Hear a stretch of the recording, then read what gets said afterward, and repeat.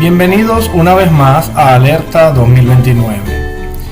Hoy exploraremos otra profecía olvidada por muchos, pero de profunda relevancia para nuestros días. La profecía sobre Elam, una nación poderosa que desapareció, pero no del todo. Elam cayó, sus reyes fueron derrocados, su gente dispersada y su gloria se perdió. Pero siglos después, esa misma región resurgió y hoy se llama Irán. ¿Qué sucedió? ¿Cómo se cumplió esta profecía? Y lo más importante, ¿qué podemos esperar ahora? Prepárate, porque en este mensaje vamos a explorar esto, una profecía tan antigua como moderna y tan profética como urgente para este mundo. En Jeremías, el capítulo 49, versos 34 al 35, dice esto. El profeta Jeremías dice: palabra de Jehová que vino al profeta Jeremías acerca de Elam, en el principio del reinado de Sedequías, rey de Judá, diciendo: así ha dicho Jehová de los ejércitos, he aquí que yo quiebro el arco de Elam, parte principal de su fortaleza, y traeré sobre Elam los cuatro vientos desde los cuatro puntos del cielo, y haré que se dispersen, y pondré mi trono en Elam, y destruiré de allí al rey y a los príncipes, dice Jehová. Pero acontecerá que en los postreros días haré volver a los cautivos de Elam, dice Jehová. Palabra de Dios. Ahora, antes de entrar en el contenido de este video, yo quiero hacer un paréntesis y darles mi opinión. De entrada quiero darles mi opinión para luego pasar a interpretar esta profecía desde el punto de vista que les voy a exponer. Ciertamente en este momento muchas personas se preguntarán si ha llegado el momento de la destrucción de Irán. Y yo abiertamente y sin temor a equivocarme les digo no. No ha llegado el momento de la destrucción de Irán. Irán en este momento, como Irán, como la Irán que conocemos, no tiene nada que ver con el Elam de este texto. Elam solo era una porción del suroeste de Irán, y lo vamos a ver en los siguientes minutos, que luego pasó a ser parte de Irán. Pero esta profecía de Elam no se refiere específicamente a todo el territorio de Irán, sino solamente a Elam específicamente, y Elam pasó a ser parte de Irán. Y hoy, por eso muchos entendidos, muchos estudiosos de las escrituras tienden a decir que Elam es Irán. Yo les digo hoy que no.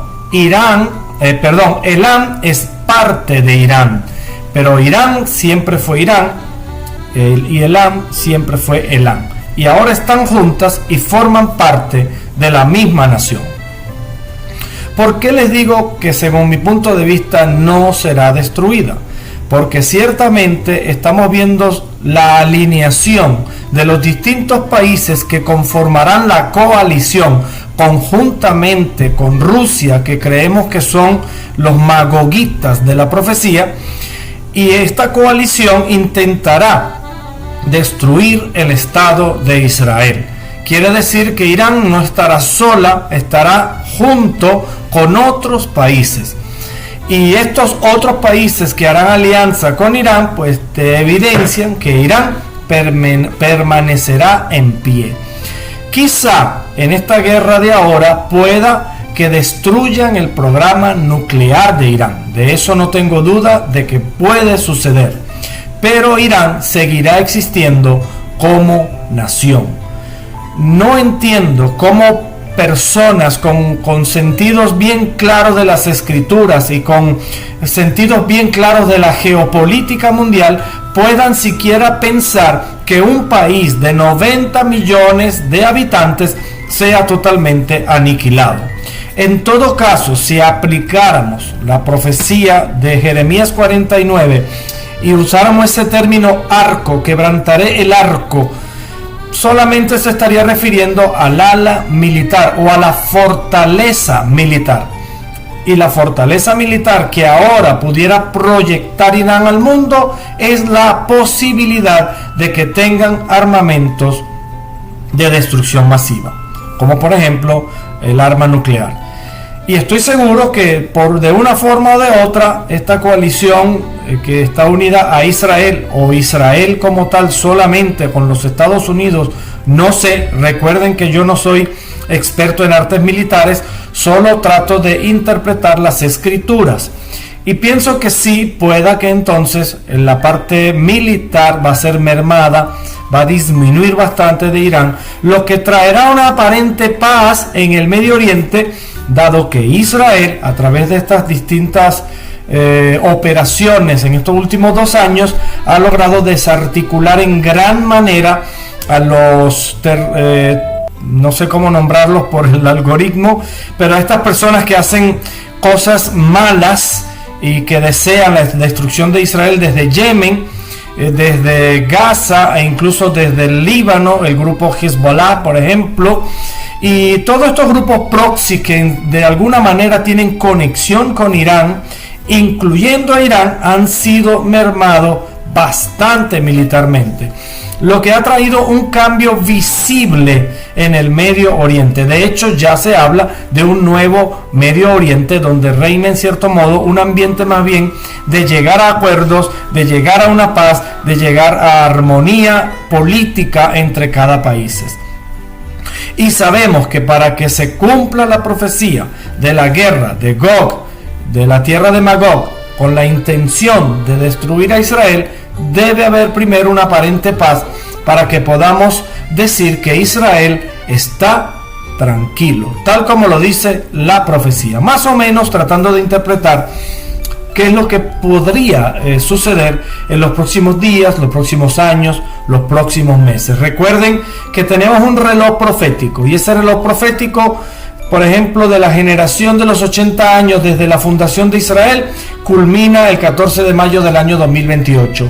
Y el jubileo número 120, que hemos hablado en otros videos anteriores en este canal, concluiría en el mes de Nisan, el 14 de Nisan del año 2029. Por lo tanto, todos estos acontecimientos podrían ocurrir antes del año 2029 o comenzar precisamente la profecía o el desenlace de esta guerra de Gog y Magog a partir del año 2029. Dicho esto, quiero invitarles a seguir en este video y vamos a explorar quién fue Elam, el origen, el poder de Elam. Elam aparece por primera vez en Génesis capítulo 10 versículo 22 como uno de los hijos de Sem. Era por lo tanto parte del linaje semítico. Su descendencia se estableció al este del río Tigris, en la zona que hoy es el suroeste de Irán. Su capital, Susa, era el centro político y religioso más clave de entonces. Fue una de las ciudades más antiguas continuamente habitadas del mundo. En el libro de Esther, el palacio del rey Asuero estaba ubicado precisamente en Susa.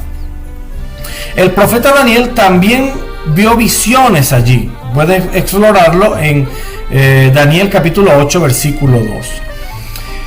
Era Elam famoso por sus arcos, por sus arqueros, en aquellos entonces eran las armas más sofisticadas, vamos a decirlo así.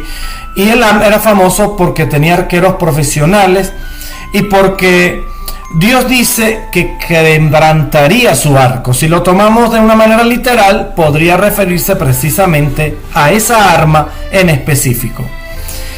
Esta era su principal arma y su símbolo de fortaleza y dominio. Ahora bien, ¿cómo cayó para ver cumplirse esta profecía que yo les digo que ya se cumplió? Fue por etapas.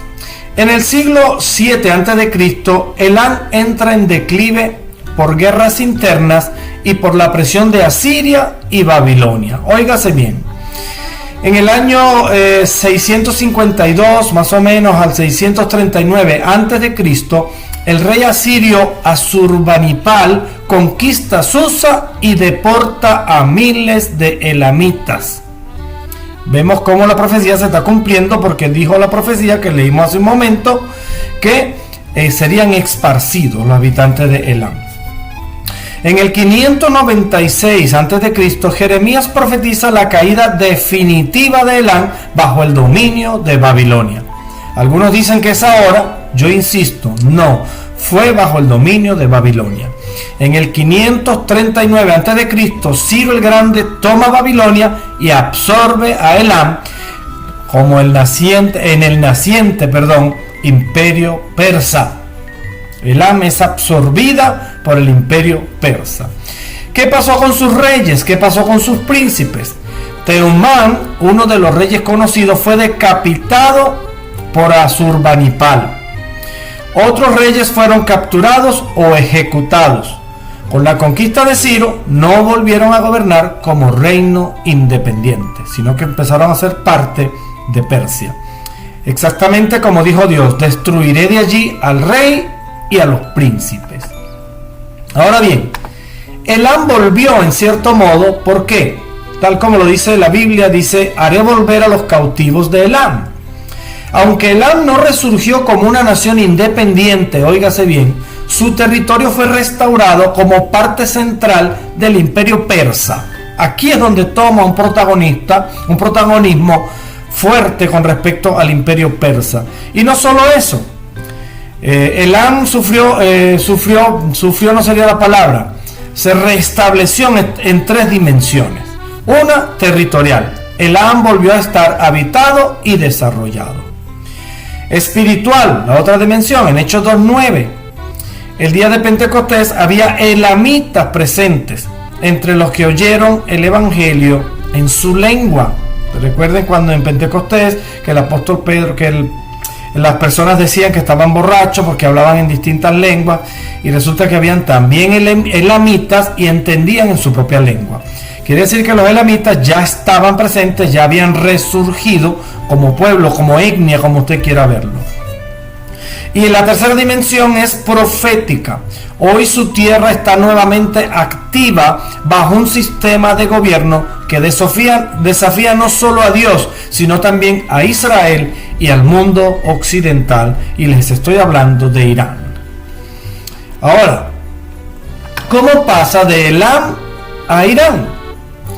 Quiero tratar de resumir, dado que no tenemos mucho tiempo, no quiero hacer estos videos tan largos. En el 539 a.C., Ciro el Grande forma el imperio persa, lo vimos hace un momento.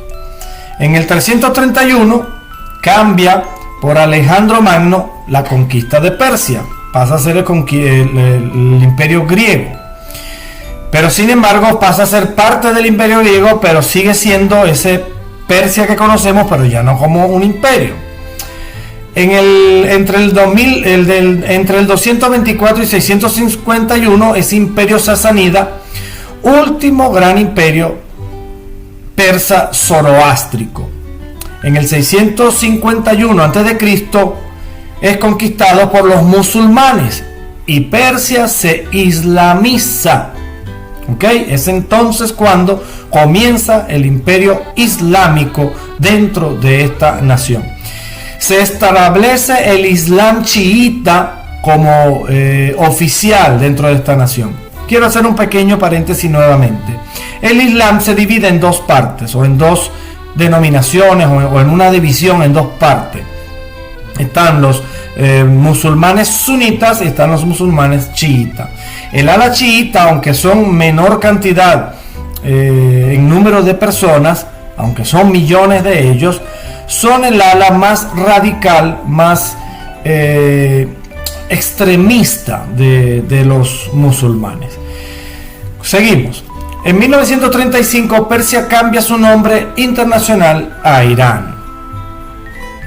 Y en 1979 surge la Revolución Islámica y nace la República Islámica de Irán. Dice la profecía que leímos hace un momento: pondré mi trono en Elam. La tierra de Elam no quedó vacía de poder. Dios permitió que allí se estableciera un trono, pero de juicio, en 1979. Cae el último monarca, el Shah Mohammad Reza Pahlavi, difícil de pronunciar, y se establece una teocracia islámica liderada por clérigos chiitas. El cargo más alto se llama Guía Supremo o Ayatolá Supremo. Ahora, resumiendo, para llegar al grano de lo que quiero hablarles el día de hoy, ¿quién es el Ayatolá? En este momento el Ayatolá es Ali Khamenei, desde 1989. Nació en Mashhad,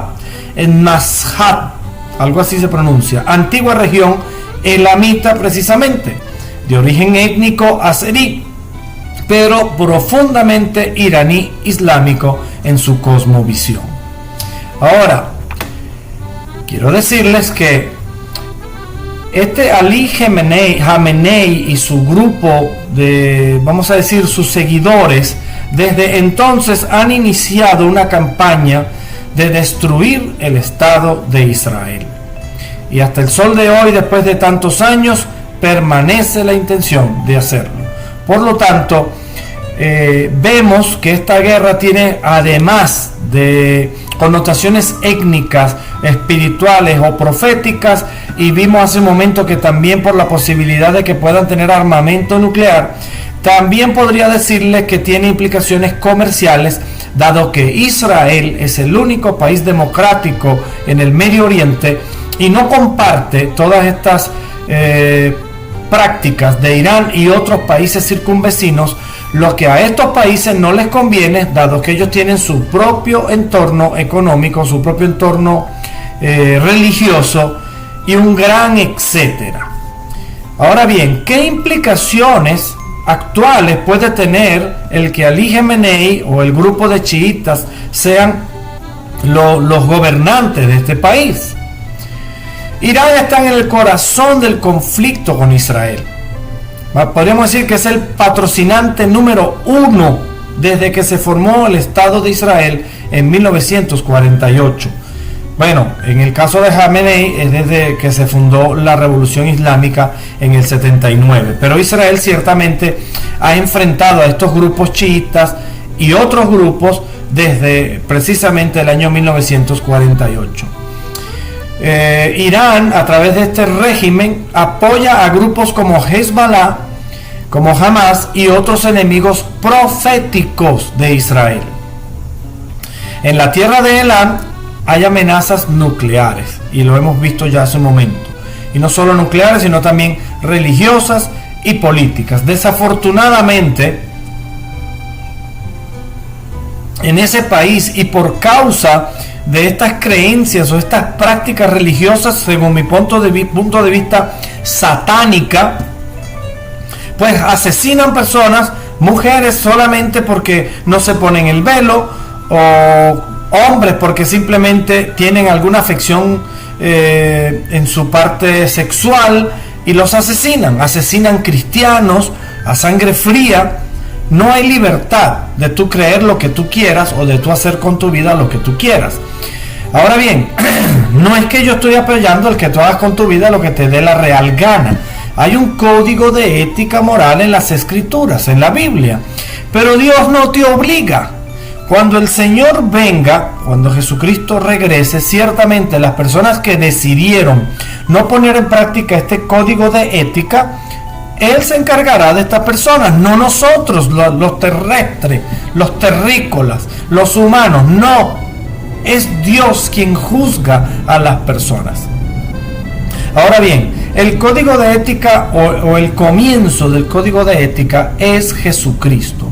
Una vez que tú has creído en Jesucristo y estudias sus palabras, sus enseñanzas, automáticamente tú vas a descubrir cuál es el resto del código de ética que deberías poner en práctica, no porque a Dios le provoca que tú lo hagas, sino porque eso te va a traer beneficios de vida para ti, no solo en esta tierra, sino también en la eternidad.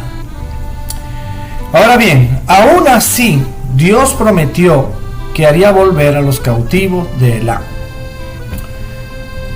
Ahora yo me pregunto, ¿podría haber un avivamiento en Irán? Así como Dios ha tenido misericordia de todo Occidente, también puede tener misericordia y tiene misericordia de Oriente. Así que, ¿podría haber millones de musulmanes buscando de Cristo? Sí, un gran sí.